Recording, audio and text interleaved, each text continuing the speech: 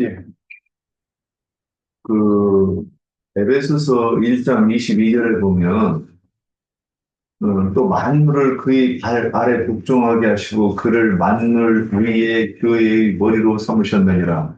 머리에 대해서 얘기하려고 해요. 그 교회에서는 오직 주님만이 머리라고 그러죠. 근데 저쪽은 머리가 일곱이라 이렇게 돼 있어요. 저는 이 부분이 궁금하더라고요. 왜 주님의 몸된 교회의 머리는 오직 주님 한 분으로 표현되는데 저쪽은 머리가 일곱일까? 그렇게 돼 있어요. 그러면 또 골로새서 1장 27절은 하나님이 그들로 하여금 이 비밀의 영광이 이방인 가운데 얼마나 풍성한지를 알게 하려 하심이라. 이 비밀은 너희 안에 계신 그리스도니 곧 영광의 소망이니라 그랬어요. 그러니까 그리스도께서 교회 안에 계시는데 뭘로 계시느냐? 머리로 계신다. 이거를 이제 설명하려고 이렇게 두 구절을 가지고 왔어요. 그러니까 교회의 머리는 그 영으로 재림하신 성령을 말씀하심이고, 성령은 그 교회 지도자의 증인에게 영으로 임하셔서 예수가 그리스도이심을 그에게 계시하는 거죠. 그래서 이렇게 우리가 본다 그러지만은 사실은 깨닫는 것을 깨달아가지고 하나님이 어떤 분이가를 성령의 계시를 통해서 가르치는 거예요. 그래서 누가복음 24장에서도 부활하신 주님의 엠마오 마을로 가는 제자들에게 나타났을 때, 못 알아들으니까 뭐라고 설명해요? 어, 율법과 선지자의 글 중에서 기록된 자기에 관한 것을 들어서 가르쳤다 이렇게 돼 있어요.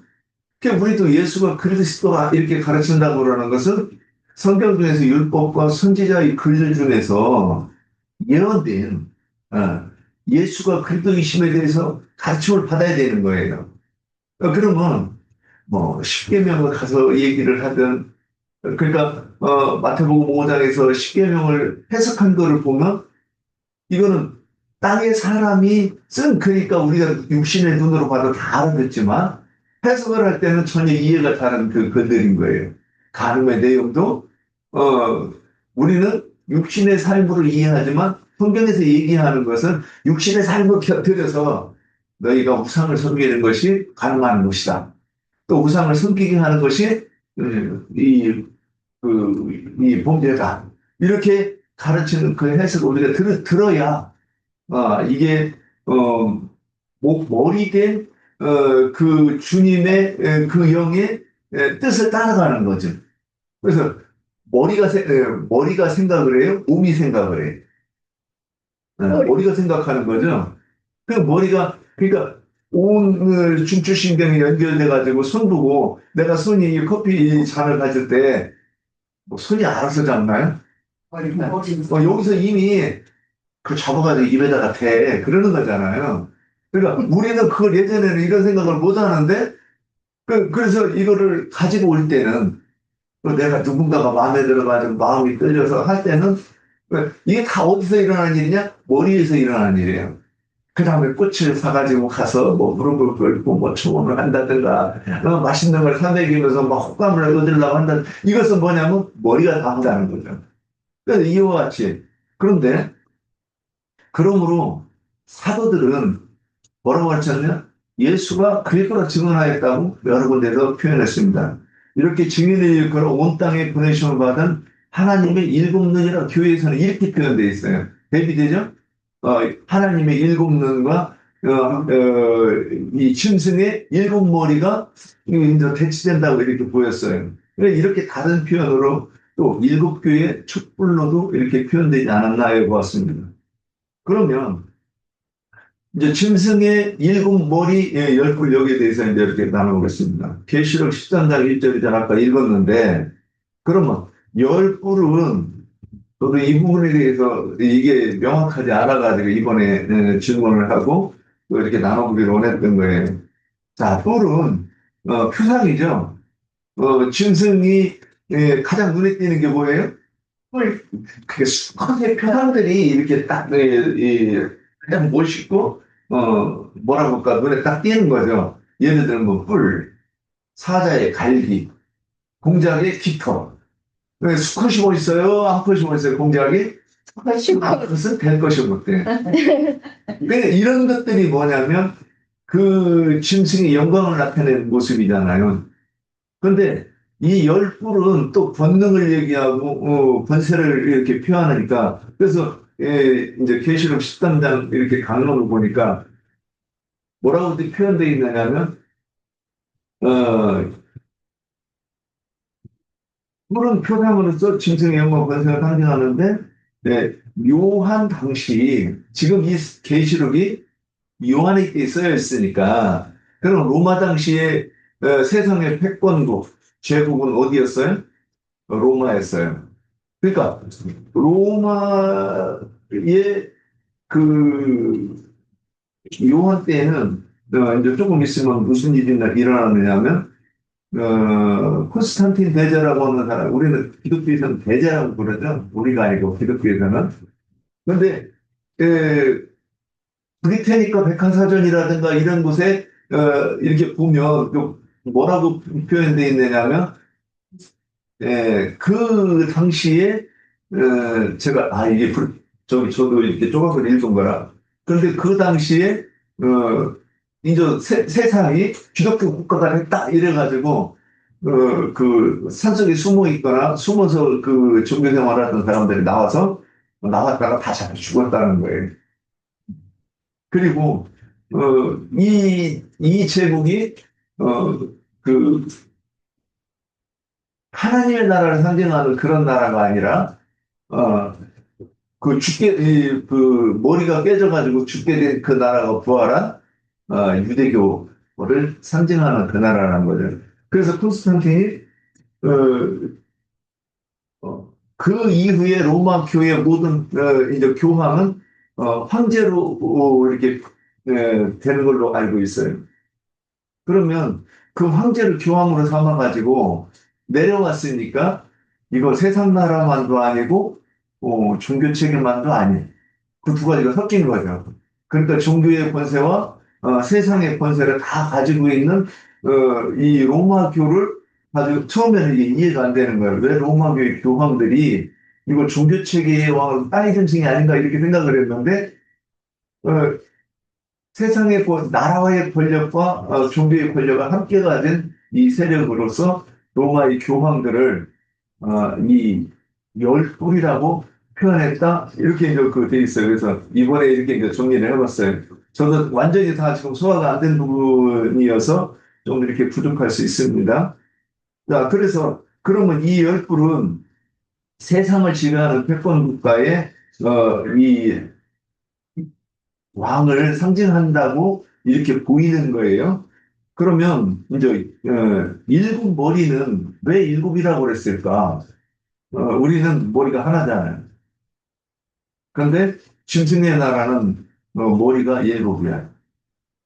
그럼 딱 일곱, 하나, 둘, 셋, 넷, 다섯, 일곱을 나타내는 것이 아니죠. 교회 선자만 아니라 일곱 교회를 일곱 개. 예, 계시록이 그러니까 가나안 일곱 족속, 근데 맞지. 가나안 땅에 몇 개 족속이었는지 혹시 해봤어요? 열몇 10개.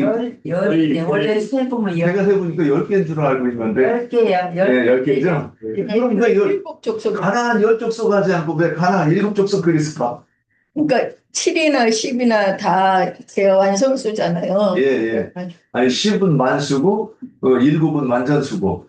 그래서 가나안 10족속을 예표하는 게 가나안 7족속이다. 이렇게 이제 이해를 한 거예요. 그러면 아시아에 그 7교회 그랬을 때 아시아에 일곱 개만 있었나요? 제가 궁금해서 한번 체크하면서 숫자는 잊어버렸는데 다른 데도 있었죠? 네. 대표적인 것을 말하는 거냐. 예, 예. 그러니까 되게 이건 뭘 얘기하는 거냐면 대표적인 것을 세상에 있는 모든 이방 교회를 말할 때 그러니까는 오늘날에도 모든 기독교도 다 여기 들어가는 거예요. 대한민국의 5대 종단도 다 이 가나안 그 아시아 7교회 들어간다고 이렇게 이해를 해야 되는 거예요. 그렇지 않고 예를 들어서 여기서 딱 그 7교회만 짚어가지고 얘기했으면 역사 이후에 일어나는 모든 교회는 여기 표가 안 되는 거죠. 그래서 아시아 일곱 교회는 그런데 왜 그 일곱 교회의 지도자들을 일곱 머리 이렇게 표현되는 거예요. 그런데 거기에서 부름을 받은 사람들은 오늘 요한복음 10장 1절에서 6절에서처럼 부름을 받아가지고 한 우리로 가는 거죠. 주님의 몸된 교회 한 곳으로 가는 거예요. 지금 이걸 이렇게 예표로 해가지고 이해해야 바른 것 아닌가 싶어요. 그런데 그 일곱 머리라고 한 거 한번 보자고요. 오늘날 우리나라의 5대 종단 그러는데 5대 종단에서 이제 요새는 걷어가는 것도 몇 개 있겠죠? 아마 통일교도 엄청나게 크고 우리나라 5대 종단 중에서 통일교는 그들하고 세력이 만만하지 않지 않을까 싶어요. 그래서 신천지도 또 일어나가지고서는 그러는데 그것도 일곱 교회에 들어가야 된단 말이에요. 근데 왜 일곱 머리라 그랬을까? 이해하려고 이제 보는 거예요. 묵상해봤어요. 아, 머리라고 하는 것은 생각하는 기능까지 있잖아. 그런데 그럼 아시아 일곱 교회가 가르침이 다 달랐나? 성경을 보면 좀 달랐다고 보이는 거예요. 어떤 교회는 사단의 의가 있어가지고. 그러면, 근데 그 중에서 부르심을 받는 사람들은 늘 그 심령이 가난한 상태에서 진리가 무엇인가 늘 두리번거리고 이것이 아닌데 하고 인정이 안 되는 그 교리 때문에 불편하던 그들은 때가 되어서 주님의 음성을 듣고 또 나온다는 거죠. 그럼 거기 있는 사람들은 뭐냐? 그 일곱 교회를 이제 이해를 할 때, 그 일곱 머리라고 하는 것을 이해할 때 제가 각 예를 들지만은 10계명에서 1계명에 너는 나 위에 다른 신을 섬기지 말라 그랬잖아요. 그래 거기 그 밑에 자세한 표현이 뭐냐면 어 저기 하늘에 있는 것이나 땅에 있는 것이나 땅 아래에 있는 아무것의 형상도 만들지 말고 이렇게 했어요. 그러면 우리는 이해할 때 그러면 각 교단의 교리가 어떻게 돼요? 다 다르죠. 다르죠. 그래서 침례교는 장로교 보고 저것들은 종교도 아니라고 그러고 그리고 기독교가 천주교를 얘기할 때 뭐라고 얘기하느냐? 저것들은 대놓고 이단이야 그래요. 근데 자기들의 본질인 모든 교리는 어디서 왔어요? 천주교에서 왔어. 그런데 그들이 제사 지내고 아직도 그런 거를 보고 이단이 되는 거예요. 참, 그 옛날에는 이런 것들을 배운 적이 없으니까, 맞아. 저것들은 대놓고 이단이야. 이렇게 우리도 이렇게 얘기를 했어요. 근데 여기 와서 공부하다 보니까, 그나마 우리 그 밥이구만. 이제 이렇게 이해가 되는 거죠. 그럼에도 불구하고 이제 쪼개져서 침례교, 장로교, 감리교, 성결교, 또 뭐 있어, 순복음교 다 틀려. 그런데 서로 자기가 정통이라고 옛날에는 그랬었는데 지금은 우리 오된 정당을 인정하자. 그런데 서로 교리가 다른데 어떻게 그거 인정하나? 그러니까 이건 타협이라는 거죠. 아니 침례를 받는 것이 구원의 근본이라고 이렇게 얘기하는 사람들하고 어, 세례 받는 것이 맞다고 하는 사람들은 어떻게 저기 하나가 돼요? 그리고 유아 세례를 주는 것이, 이게 우리는 이게, 그 구원의 중요한, 표라고 얘기하는데, 한쪽에서 침례받아야 된다고 하는 것. 그러니까 이렇게 다른데도, 불구하고 그들은, 그러니까 이게 뭐냐면, 교리가 다르다고 하는 것은, 어, 각자 이게 머리가 있고 사상이 그러니까 교리가 다른 것이 그들의 그들의 각자 신의 형상이 다 다르다 이렇게 표현이 되지 않나. 그래서 저는 그 아시아 일곱 머리의 이 리더들을 가르치는 그 저기들을 일곱 짐승이라고 한 것들은 그래서 일곱 머리라 이렇게 말씀하셨나 보다 이렇게 보이는 거예요. 요거, 이렇게 얘기해놓고 이제 나중에, 요거 한번 짚어주시면 우리가 들어보면 되겠습니다. 그래서, 그러면 예를 들어서, 장로교인들은 어떻게 해요? 침례교인들 생각할 때, 우습게 여겨요. 우리가 제일 새가 크다는 거죠. 근데 이제 목사님들 얘기할 때 보면, 저는 침례교, 저도 침례교 출신이거든. 시작을 거기서 했으니까. 우리 침례교 자부심이 대단합니다. 그래서 저는 분당에 가서 침례를 받았는데, 예, 저기 늦가을에 얼어 죽는 줄 그 알았는데, 침례교회 예, 가주실래요?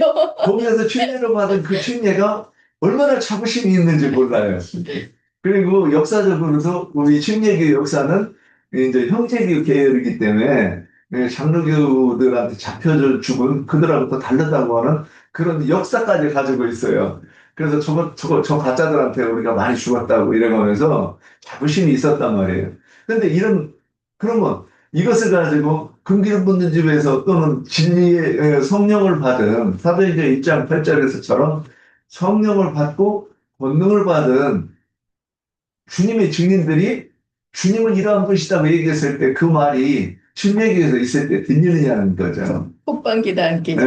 예. 그러니까 우리는 오직 이 세상에서 저는 그렇게 생각을 했었어요. 침례교만이 정통이라고 생각을 했어요, 저도.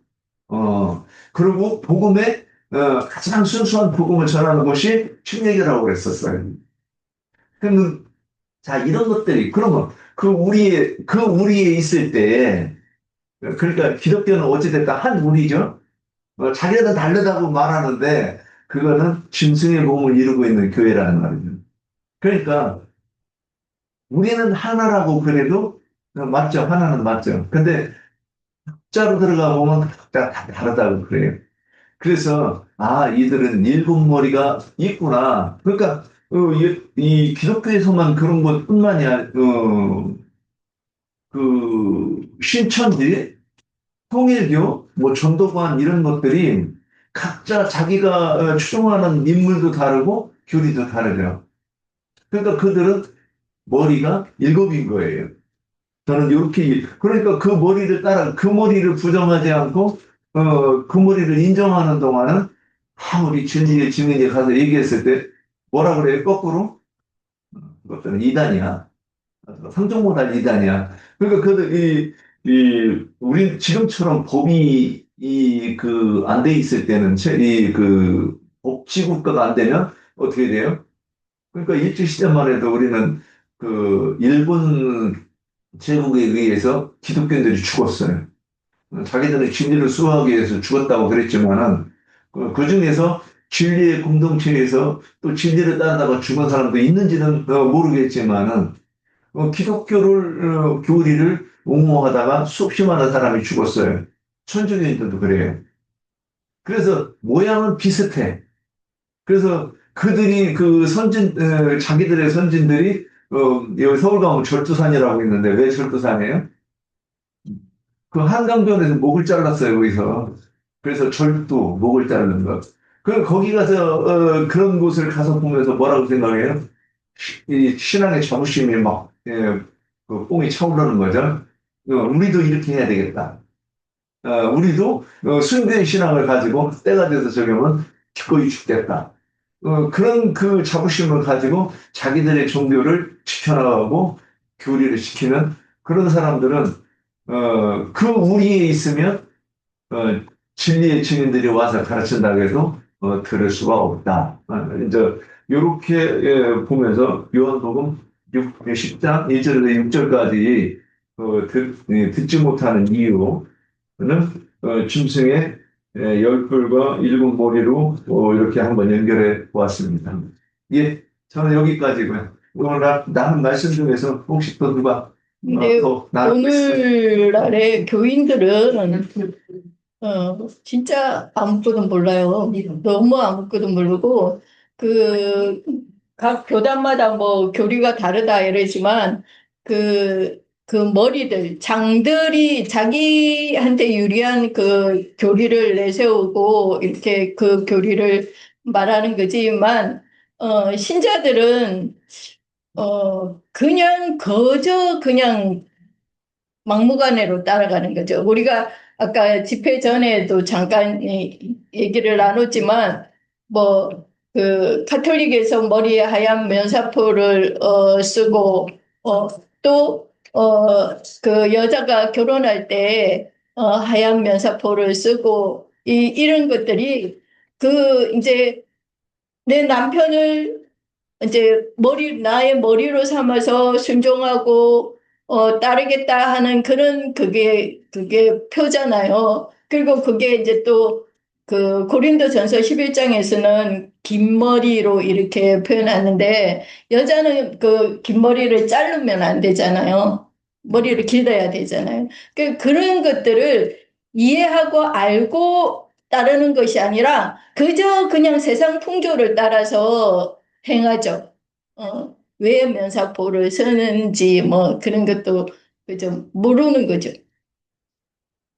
그러니까 무조건 목사들 그 거짓 선지자들 그 사건 목사들이 하는 말을 분별력 없이 그냥 맹목적으로 그냥 끌려가는 거죠.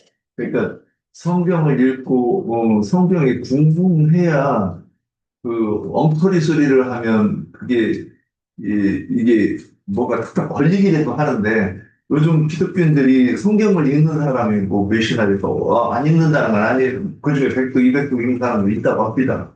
그런데 제가 아는 한도 내에서는 성경은 교회 갈 때, 예배당 갈 때 옆구리에 끼고 거룩한 걸음으로 갈 때에서 용도지. 요즘에는 갖고도 안 가요. 다 이거 띄워주기 때문에. 예. 그리고 이걸로 다 보기 때문에. 예. 응. 그러니까 이제 교회에서 이제 요즘에 예배당에 가면 성경 한 구절 읽어놓고 그다음부터는 목사님 엉매슈 아니니까 먹은 얘기, 여행 간 얘기 좀 고상하면 철학 얘기를 해요. 그러면 그래놓고 나서 이 우리가 전도하면 뭐라고 하냐면 우리 목사님이 딴 데 가서 성경 얘기하면 듣지 말라고 했어요. 그러면서 이 얘기를 뭐 하는 그런 사람들도 여러 봤습니다. 그러니까 그들의 신앙의 어떤 그 관념은 그 목사로부터 들은 그 설교 내용인데 그 설교 내용도 뭘 들었는지 뭐 기억 하나도 못해요. 예, 저는 그러면 그들은 그 신앙관념이 뭐냐면 그날 그 시간에 거기 앉아가지고 헌금 드리고 11조 내고 이러면 그게 하나님을 예배한 걸 신앙생활 잘한 거잖아요. 그러니까 정신세계가 너무나도 빈약한 거죠. 근데 그거를 붙잡고서는 누구를 판단할 때 이단이니 아니니 판단하니 미치고 바짝 뛰는 거죠. 네. 자, 그렇습니다. 자, 그러면 뭐 또 더 나눌 거 있을까요? 예. 없으면 오늘 장로님의 마무리 말씀 들으면서 마치겠습니다. 예.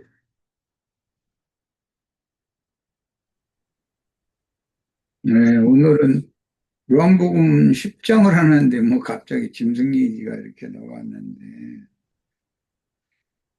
원래 짐승 이야기는 창세기 그 창조 기사에서부터 나오는 말이에요.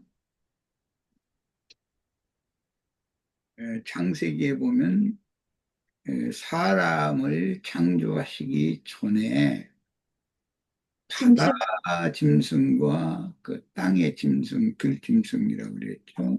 짐승들 또는 날짐승, 공중의 그 새 종류죠. 이걸 창조하신 말씀이 창세기에 나와요. 이 짐승이라는 말을 유다서 1장 19절에 보면 이 사람들은 분열을 일으키는 자며 육에 속한 자며 성령은 없는 자들이다. 이 짐승들을 해석을 할 때 유다 형제께서 이렇게 해석을 해서 아주 우리들에게 잘 이해를 시켜줬어요. 사람인데 이게 뭐 발람과 니골라당이고 뭐 몰려간 목자들이고 등등 여러 가지의 형용사 수식어들이 있는데 그 종합적으로 설명할 때 이 사람들은 첫째 교회를 이렇게 분열을 일으킨다. 뭐 장로교파, 침례교파, 성결교파 이게 전부의 짐승들이 하는 짓이에요. 그리스도의 몸을 나누면 안 되는 것이거든요. 머리와 몸을 분리시킨다는 죽인다는 뜻인 건데 머리신 그리스도와 몸인 교회를 이렇게 갈라버리고 그 몸을 또 이제 그 난도질을 한다고 그러죠. 사지를 찢어 죽인다고도 그러고 이거 토막살인 하는 거죠. 예. 그리스도의 몸 중에서 자기네들은 뭐 침례에 관한 교리를 이렇게 강조를 하는데 내가 오른팔이야 해가면서 그 오른팔 이게 사지를 갈른 중에서 오른팔 얼른 집어가지고 가가지고 내가 제일이라고 그러고 그러면 왼팔은 가만히 있으려고 그래요. 난 장로교 다니야 해가면서 왼팔도 얼른 집어가면 다리 없이 어떻게 걸어 다녀 해가면서 또 뭐 오른쪽 다리 누가 집어가면 왼쪽 다리 누가 가만히 있으려고 그래요. 또 집어가서 그 서로 자랑하는 거거든. 그리스도의 몸을 이렇게 나누는 거잖아요. 세상에서도 한 몸을 나누면 그건 가장 포악한 살인 행위죠. 살인을 해도 곱게 해야지. 사람의 생명의 존엄성을 지켜줘야 되는 것인데, 음, 이게 가장 포악한 짐승들이 하는 짓이 뭐냐. 그리스도의 몸인 교회를 무슨 교파, 무슨 교파, 무슨 교단이라 하면서 서로 짝짝 찢어서 나는 오른팔, 그리스도의 오른팔 부분은 내 거야. 이렇게 주장하는 거거든요. 그게 토막살이는 가장 흉악한 범죄인 거거든요. 이런 거에 대해서 기독교 계 모든 사람들이 아무리 인식이 없어요. 가르침을 받은 적이 없으니까.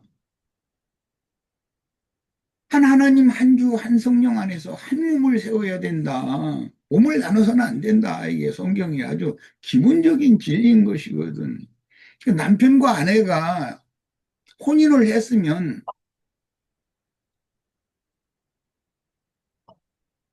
남편과 아내를 찢어놓으면 안 되는 것이거든요. 친정 부모든 시댁 부모든 자기 자식 결혼시켰는데 가서 다시 이혼시키는 거 이런 것은 있을 수 없는 일이에요. 거기다 대고 그 사회에서 난 손자들은 내가 맡아서 길러줄 테니까 이런 식으로 해가면서 그 자기 아들 보고 세장 받으려고 그러고 자기 딸 보고는 응? 네 새끼들은 내가 맡아서 길러줄 테니까 너는 준 사람만 새로 결혼을 하고 그러고 이렇게 하는 것이 얼마나 악랄한 짓이에요. 처음에 혼인을 시키질 말았어야지 그럴 바에면 저기 요즘에 이제 이 양양에서 엊그제 그 뭐 양양 문화제라는 것을 우연찮게 가서 잠깐 바람 쐬러 나갔다 우연히 그거 하는 줄도 모르고 나갔다가 이제 그 전통 홀례 하는 것을 봤어요. 그런데 거기서 가장 중심되는 것을 양양문화원이라고 하는 그 구전 단체가 여기 양양에 있는가 봐요. 거기에서 이제 그걸 보여주는데 그 김예자가 나중에 홀례법에 대해서 설명을 할 때 예전에는 그 조롱박이라고 하는 박을 타가지고 그 술잔으로 홀리에서는 반드시 그 바가지를 사용을 했다는 얘기를 들려주더라고요. 그런데 그게 성경에도 나오는 이야기인데 원래는 박은 하나였다 이거예요. 그게 하나님 한 분이니까 그걸 설명해 주는 거예요. 하나였다가 세상에 나올 때는 하나님 안에서는 하나였다가 세상에 나올 때는 둘로 쪼개져서 나온 거예요. 한편은 남자, 한편은 여자 이렇게 해서 나온 거예요. 나와가지고 나중에 성장하면은 다시 그 속을 파내고 나서 바가지에다가 박수 대신에 그 화음주라고 이제 둘이 화합하는 술을 담는 거예요. 담아가지고 그 바가지를 가지고서 서로 신랑 쪽 바가지와 신부 쪽 바가지에다 술을 담아서 그걸 이렇게 음료처럼 게 음복한다고 그러죠. 이게 입에 대서 조금 마시게 이렇게 하는 것이 굉장히 중요하다라는 것을 설명을 하더라고요. 그래가면서 그 집례자가 이제 나중에 집례를 다 하면 그 바가지를 이렇게 양쪽에서 사용하던 그 홀례 그 신랑과 신부를 양쪽에서 부추겨주는 사람한테 그 바가지를 받아가지고 이렇게 옆으로 합치는 게 아니라는 거예요. 신부 쪽 박은 아래쪽에 신랑 쪽 박은 위쪽에 이렇게 해서 딱 원래가 그렇게 포개져야 된다는 거예요. 그렇게. 그래가지고 이것이 전통 홀례의 법칙에 썼는데 이제는 너희가 원래 하나로 다시 돌아갔다라는 것을 말해주는 거라는 거예요. 원래 있던 속에 있었던 것은 박속이라고 그러죠. 그거 파내고 거기다가 술을 담아서 같이 신랑 신부 죽이게 나눠 마시고 나서는 주례한테 집례자한테 그 박을 돌려주면 집례자는 그 박을 신랑 것을 위에다 포개놓고 나서 번쩍 들면서 이 혼인이 천지신명 앞에서 가장 합당하게 이제 성취가 됐다, 성립이 됐다, 이걸 선포를 하는 거예요. 그래서 그 박이 굉장히 중요한 역할을 한다는 것을 설명을 해주는데 내가 많은 걸, 참, 이 한국 사람들은 쌤족들이라 그 술 마시는 것도 뭐 신께 먼저 바치고 뭐 그 천신께 바치고 지신께 바치고 뭐 이렇게 이 천지신명께 우선 바치고 나서 신랑 신부가 또 이게 돌려 마시고 그냥 굉장히 복잡하더라고. 그런데 야 확실히 쌤족이 이 철학적인 사고가 깊구나 그런 걸 깨달았어요. 원래 창조자 안에서는 하나에서 썼는데 그것을 세상에 내보낼 때 가운데를 타가지고 속을 긁어내어서 양쪽 바가지로 나눴다가 이제는 서로를 그 화합하는 술을 담아서 그것을 돌려서 신랑에 있는 잔은 신부가 마시고 신부에게 있던 바가지 잔은 신랑이 마시고 하게 하고서는 그 술로 천지신명에 이제 그게 제사를 먼저 한 다음에 마신 거예요. 그 집례자한테 나눠준 집례자는 박을 신부 쪽 박은 오른손으로 해서 아래쪽에 잡고 신랑 쪽 박은 왼손으로 받아가지고 신부의 그 바가지 거기에다가 이렇게 딱 덮어놓고서 이 혼인이 천지신명 앞에서 모든 그 양가 조상들 앞에서 가장 합당하게 성례가 됐다고 이것을 선언을 한다. 이제 하나 되었던 본래의 상태로 돌아간 거다. 이것을 선포를 딱 하더라고요. 그러면서 하는 걸 보면서도 야 확실히 이 한민족은 다르구나. 서양 사람들은 그런 얘기하면은 뭐 웃고 넘어갈 것 같은데 나는 많은 생각을 했어요. 야, 아무것도 아닌 것 같은데, 바가지의 원래의 그 속이라는 건, 그거 이제 다 버려라. 이제 그 얘기를 하더만, 집례가 그 선포하기 전에, 신랑 쪽에 있던 박속이나 신부 쪽에 있던 박속은 다 이제는 무효다. 이거 다 긁어내야만 바가지가 되고 쓸모가 있다. 그래 하면서 둘이 합해서 여기에서 자유선을 새로 생산해서 가정을 이루어야 된다. 이렇게 선포를 하는 거예요. 그러니까 내가 거기서 많은 걸 깨달았어요. 확실히 한민족은 이 세상 어디에서도 정신 세계에서는 가장 높은 민족이다. 네, 이걸 깨달은 거예요. 이런 것을 어느 나라 사람한테 가서 말하면 그 사람들이 그 말을 알아듣겠어요. 우리는 알아듣지만 이게 뭐냐면 조상 대대로부터 이어오는 얼이라는 것이 이 정신세계가 있잖아요. 얼. 한민족의 얼이라고 그러는데 우리는 듣잖아요.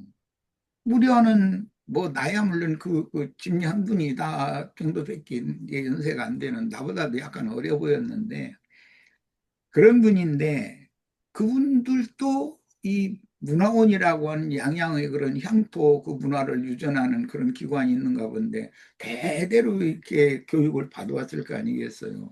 우리도 이런 정신 문화는 우리 후손들에게도 꼭 가르쳐야 되겠다. 나도 인제사 이제 배운 건데 이런 거를 꼭 교회 안에서도 가르쳐야 되겠구나. 우리는 원래 하나님 안에 있다가 하나님이 세상에 내보낼 때는 한편은 남자 편으로 한편은 여자 편으로 해서 이렇게 쪼개서 내보냈는데 쪼개고 나서는 그 속을 긁어낸다는 거예요, 전부. 어, 거기다는 둘이 화합하라는 술을 이렇게 예, 담아가지고 신랑 쪽 그 바가지에 있는 그 술은 신부 쪽에 가서 이렇게 음복을 하게 하고 예, 신부 쪽에 있는 신랑한테 이렇게 건너줘가지고 음복을 하게 하고 그리고서는 그 주위 사람들한테 나머지 술을 이렇게 다 줘서 다 마시게 만들고서는 진리한테 이제 빈 두 바가지를 주는데 그 신부 쪽 바가지는 아래 오른손으로 아래쪽으로 해서 하늘을 향해서 이렇게 열게 만들고 신랑 쪽 바가지는 왼손으로 받아서 땅을 향해서 이렇게 덮게 만들고 이렇게 해가지고서 이 성리가 됐다는 것을 선포를 하는 것이 정통 우리 이 조상들 대대로부터 내려오던 훈련법이다.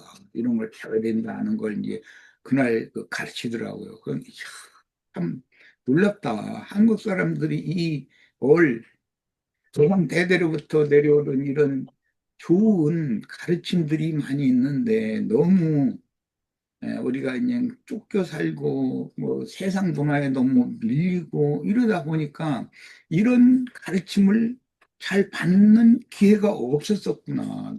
알아도 다행히 이런 걸 배웠으니 꼭 교회에서 이런 걸 가르쳐서 그리스도와 교회라고 하는 관계가 다 하나님 안에서는 하나였다가 이게 육신으로 보냄받을 때 그 속에 있는 거싹 다 제거시켜야만 바가지가 되니까 하고 거기에다가 둘이 화합하는 그런 의미를 담은 음료수를 담아서 성령을 담는 거죠.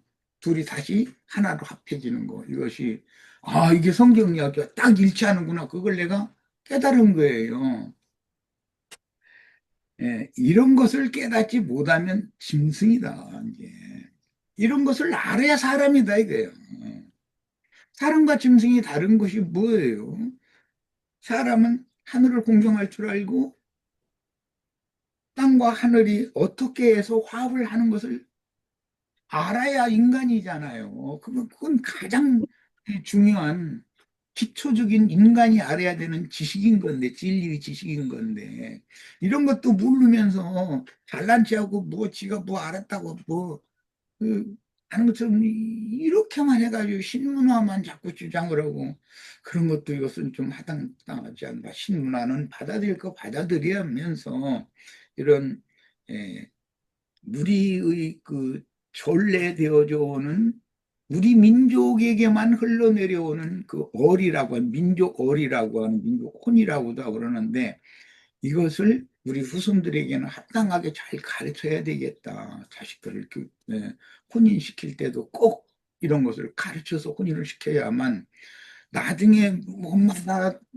친정에 보따리 싸가지고 와가지고 장 가려고 그러고 삐질삐질 눈물 흘려가면서 나 집에 가기 싫다고 이렇게 나오면 이게 친정엄마 사람 죽을 일이잖아 그게. 옛날에는 막 강제로 막 혼내켜가지고 가서 뭐 죽은 듯이 살아라 뭐 이러고 쫓아내고 이제 그랬는데 그거는 합당하지 않은 것 같고 만약에 내가 내 딸 자식이 그러고 친정에 와서 애가 고통스러운 것을 표현도 못하지만 벌써 짐작은 하는데 무언가도 확실히 모르지만 애가 많은 아픔이 있고 고통이 있는가 보다. 예? 결혼 생활이 행복하지 않은가 보다. 그런 거 부모가 짐작을 금방 하지 그걸 못 할 리는 있어요. 그러나 그걸 물어볼 수도 없잖아요. 자식한테. 그게 굉장히 자식에 대한 도리도 아니고 뿐만 아니라 자식을 더 아프게 하는 것일 수도 있고 그러니 그러나 자기 입으로 스스로 그것을 토설하게 되는 날에는 나라면 내가 그런 딸 자식의 아비라면 나는 어떻게 할까? 그런 걸 좀 우리는 생각을 해봐야 되겠다. 물론 화가 나지요. 사위놈에 대해서, 사돈댁에 대해서.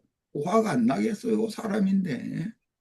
당연히 나 같으면 사돈댁 전화해가지고 사돈으로 뭐 잘 지내시느냐고 인사라도 하고 어디 어디에서 좀 만납시다 한잔 합시다 뭐 이런 식으로 나 같으면 그렇게 할 것 같아요 하고 어, 아이들 상황에 대해서 아시느냐고 들은 바가 있느냐고 물어보고 뭐 거기서 아는 대로 대답을 할 거고 그러면 이걸 어떻게 잘 원만하게 해결을 할 거에 대해서 우리가 어른들이 우리가 살아있는데 우리가 좀 도와줘야 되지 않겠느냐. 자식들끼리는 이 해결을 못하는 것 같다.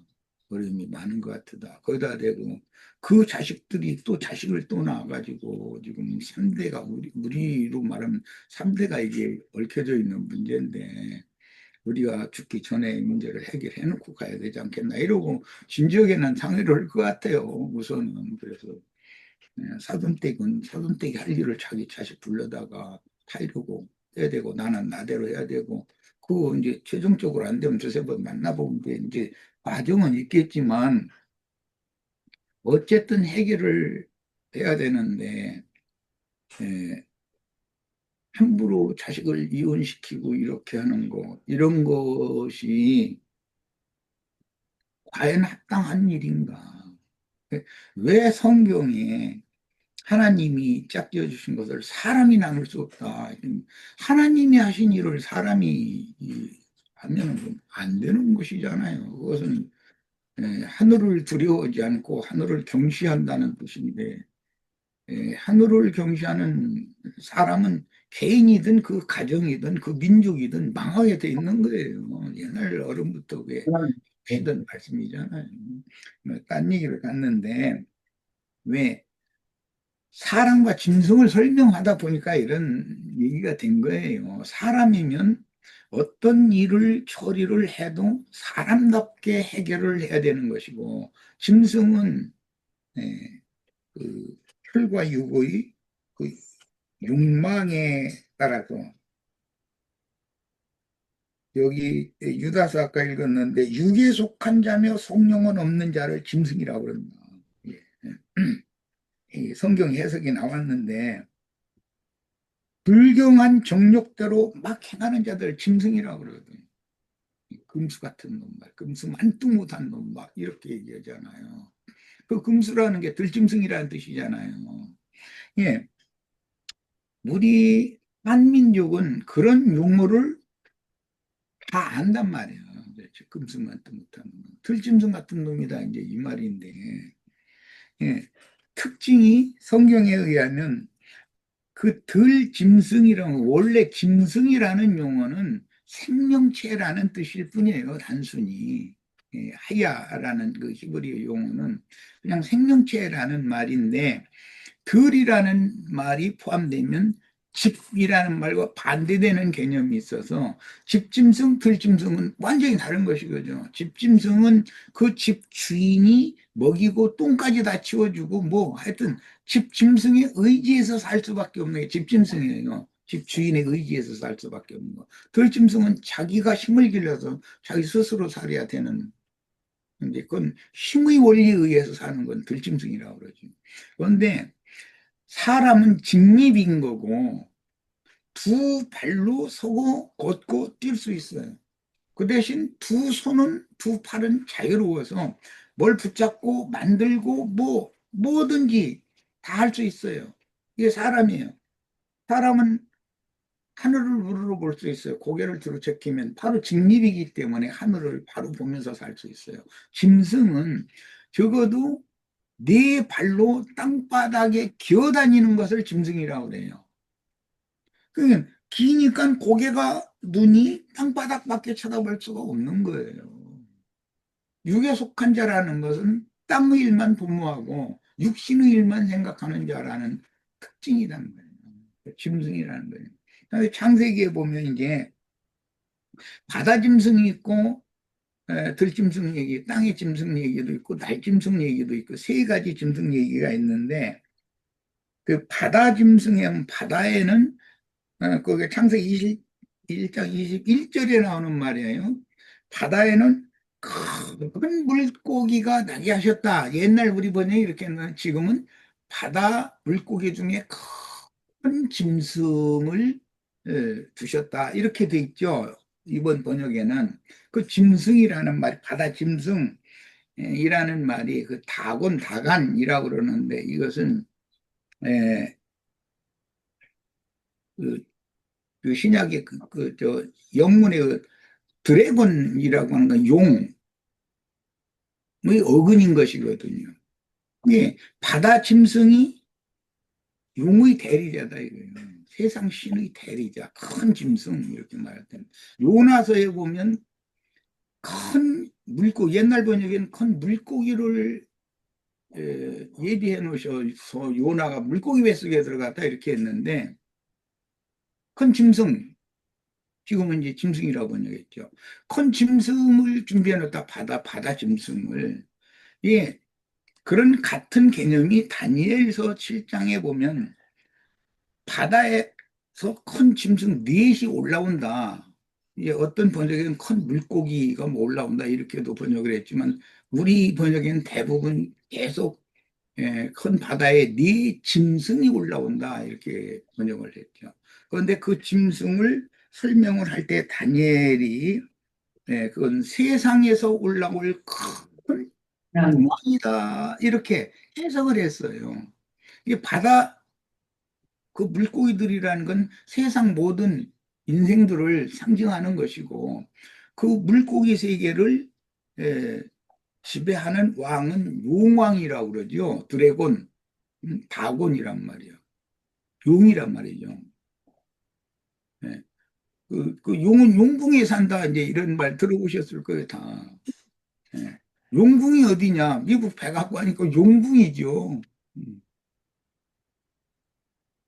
중국의 자금성이 그게 용궁이에요. 그 용이 거기에 이렇게 용상이 있어가지고 거기 앉아서 도령하는 거죠. 이런 것이 우리 한민족의 언어로는 이미 다 조상 대대로 내려오던 그런 정신세계를 표현하는 언어들이라는 거예요. 그 용왕이 물고기 세계를 전부 다 주장하는 거예요. 그래가지고 어, 그 뱃사람들은 그 용왕을 굉장히 용왕제에 많이 들어가잖아요. 고기 많이 잡게 해달라. 그럼 용왕한테 미움받치면은 사람한테 잡혀먹게 내줘버리는 거예요. 그런 관념이 있는 거죠. 그런 얘기가 이제 성경에 바다에서 큰 물고기가 올라온다라고 돼 있고 그것을 해석한 다니엘을 해석해 보면 세상에서 올라오는 큰 군왕이다. 이 이야기가 계시록 13장에서 바다에서 올라오는 짐승, 그건 적그리스도라고 돼 있고 그게 세상의 큰 군주다. 오늘날로 말하면 미국 트럼프나 러시아의 또 푸틴, 그리고 중국의 시진핑, 뭐 이런 사람들이 그게 세상의 큰 짐승들이건 바다에서 올라오는 짐승들이거든. 자, 레위기 11장에 보면 짐승이라도 정한 짐승이 있고 정한 짐승은 사람이 먹어도 된다고 그랬고 부정한 짐승이 있어요. 정한 짐승이라는 건 사루, 사슴, 노루 뭐 이제 이런 것은 사람이 먹어도 된다고 돼 있어요. 그리고 뭐 육식성 짐승은 사람이 건 먹을 수 없잖아요. 부정하기 때문에. 그리고 물고기도 먹는데 종류가 있죠. 비늘이 있고 지느러미가 있어야 되고 뭐 이런 것은 먹어도 된다고 그랬고 뭐 비늘이 없이 매끈매끈한 거, 뭐 장어, 뭐 메기, 미꾸리 뭐 이런 걸 원은 먹으면 안 되는 건데 나는 또 그런 걸 다 되게 좋아해 사실은. 추어탕 뭐 이런 걸. 이런 것은 다 영적인 의미를 갖고 있다는 거예요. 세상의 어떤 그 병기운이 함부로 그 사람 속에 침투할 수 있는 사람. 그 속이 뭔가 세상의 어떤 것들을 추구하고 좋아하기 때문에 세상의 그 악한 더러운 귀신들이 그 사람을 그 사람에게 침투해서 그 사람 속에 들어갈 수 있어 그 사람을 죽이는 거잖아요. 이제 그런 것을 먹으면 안 된다는 뜻이잖아요. 그러니까 우리는 지금 예, 그 로봇으로 이렇게 자꾸 둘러서 세상의 어떤 더러운 영들이 우리 영혼 속으로 욕심의 생각을 통해서 안으로 들어와서 나를 죽이지 못하도록 내 영혼을 죽이지 못하도록 건강하게 면역성을 길러야 된다는 거죠. 이것이 교회 생활이고 교회 생활을 통해 사람은 말을 알아듣는 거기 때문에 하나님의 뜻을 전하는 이제 전도라고 그러고 복음이라고 그러는데 이런 말씀을 자꾸 가르침 받으면 의식이 생긴다 이게 그 사람 속에. 그러면 세균이 들어오다가 그 의식이라고 하는 가죽에 딱 막히기 때문에 그 영혼이 말하자면 병기운으로부터 보호 카바가 되는 거죠. 이제 이런 것을 위해서 우리가 교회 생활을 통해서 말씀을 듣는 거예요. 그런데 세속교계 신부나 목사나 이런 사람들은 어디 가면 어떻게 해서 돈 벌어서 축복받아서 뭐가 잘 되고 맨 그런 얘기만 하려고 그러지 오히려 병균을 퍼뜨리는 역할만 하지 병균을 막는 이런 것을 가르치지를 않는단 말이에요. 그 사람들이 세상 사람한테 더 못오게 되는 거예요. 오죽하면 땅과 바다에 두루 다니다가 교인 하나나 만나면 음? 다른 교훈 그릇된 걸 가르쳐 가지고 배나 더 지옥 자식이 되게 한다. 그 예수님이 하신 말씀이잖아요. 이런 말씀들을 오늘 또 잘 생각을 해봐가면서 우리가 짐승의 성경을 속에 있는 이제 탁 속을 이렇게 긁어내야 되는 것처럼 그거 다 버리고 하나님과 화합할 수 있는 진리의 성령의 생명수의 물로 채워가지고 그걸 이렇게 서로 나눠 마시고 가르치는 자가 우리 형제 자매들에게 이걸 내 바가지에 있는 내 그릇에 있었던 생명수를 형제 자매들에게 나눠주고 형제 자매님들 속에 있던 그 생명수를 또 나에게도 이렇게 마시게 해주고 이렇게 하는 거 이것이 말하자면 머리와 몸이 연합하는 이치다라는 거예요. 세상에서도 뭐 아까 우리 김옥경 자매님 그랬죠. 모든 세상 나라의 어떤 작은 곳에서도 장이 있어요. 장이라는 어른이라는 말이잖아요. 그런데 속된 말로 할 때는 누가 그 무리 중에서 우두머리래 이게 꼭 머리라고 말을 하죠. 우두라는 거 한자인 거고 똑같이 그 머리라는 뜻인 거니까 그걸 다시 우두머리 으뜸되는 으뜸되는 머리다 이렇게 표현해요. 가정에서는 가장이라는 게 있고 뭐 사소하게 학교에 가면 학교장이 있잖아요. 그래야 질서가 잡히니까. 그래서 남자를 먼저 창조하시고 남자를 통해서 여자를 이렇게 창조하신 창조의 질서에 대해서 성경이 강조하고 이런 거 보면 머리와 몸이라고 하는 이 관계가 질서가 있단 말이에요, 모든 게. 예. 그래서 장이 있어야 질서가 유지가 되잖아요. 하찮은 가정이라도 아내가 함부로 남편한테 그냥 아무거나 그냥 쥐가 머리인 것처럼 이렇게 막 덤비고 반항을 하고 그러고 그러면 가정은 깨지는 거죠. 아까 내가 이제 그런 경우에 어떻게 처리를 할 건가 이 문제의 해답은 사돈택을 만났을 때 이렇게 머리와 몸의 관계를 질서를 잘 해줘야 된다. 내가 아들이라면 네 아내, 네 가정 하나 거느릴 줄 모르고 그렇게 못나가지고 네 자식 하나, 네 아내를 어떻게 컨트롤할 줄 모르고 제어할 수 없다면 명순 사내로서 자격이 있냐 이러고 나무래야 되거든.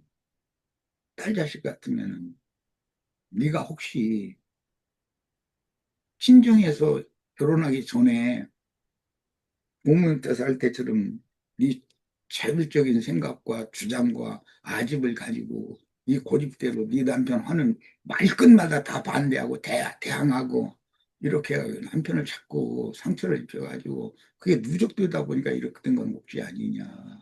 한번 다시 한번 생각해보고 시간을 조금 더 잘해서 둘이 너희 스스로 만나서 잘 좀 해결하기 바란다.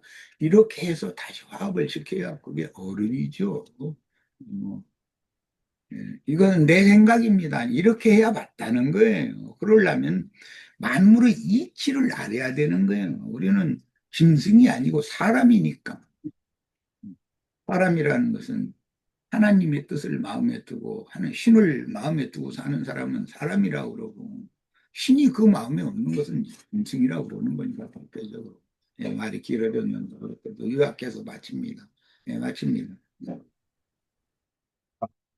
오늘 말씀 나눈 것으로 인해서 이제 뭐 계시록 16장 13절 또 내가 보면 개구리 같은 새 영이 용의 입과 짐승의 입과 거짓 선지자의 입에서 나오니 이제 이렇게 보면 이제 좀 설명할 수 있겠죠. 저도 오늘 여기까지 오늘 이 시간 전에는 이게 다 설명이 안 됐어요. 그래서 어렴풋하게 했었는데 또 계시록 13장 6절 짐승이 입을 벌려 하나님을 향하여 비방하되 그래서 이 돼지가 개가 그런다는 것인가? 뭐 예전에는 진짜 그랬었고 지금은 이제 뭐 시간이 걸려서 왔는데 오늘 이거 준비해 가면서 이게 이제 좀 더 분명해지고 그런 거 그러고 있습니다. 자, 오늘 여기까지 하고 말씀 마치겠습니다. 예, 수고하셨습니다.